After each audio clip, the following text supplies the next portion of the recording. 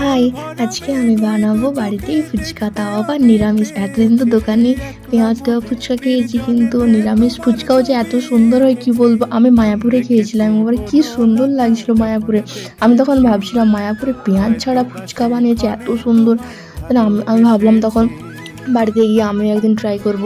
তো আজকে বানিয়েই ফেললাম বাড়িতে। আলুটা সেদ্ধ করেছি আর দু রকমের কলাই দিয়েছি, মটর কলাই, ছোলা কলাই, শসা, ধনে পাতাটা একটু বেশি বেশি করে দিয়েছি ফ্লেভারটা হয়, আর ওখানে একটু লেবু অ্যাড করেছি। আর ভাজা মশলাটা দিয়েছি, যেখানে ছিল ধনে, জিরে, লঙ্কা। আর এখানে যে জলটা করেছিলাম, জলটাতে একটু লেবু দিয়েছিলাম, পাতি লেবু, গন্ধরাজ লেবু ছিল না। আলুটাতে একটু কালার অ্যাড করেছিলাম, ওই জন্য কালার।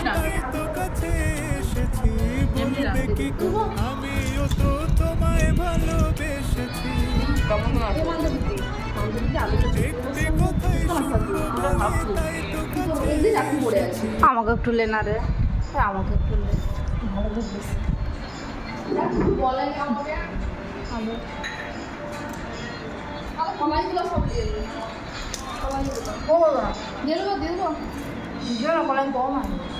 ভালোই লাগছে অনেকগুলো।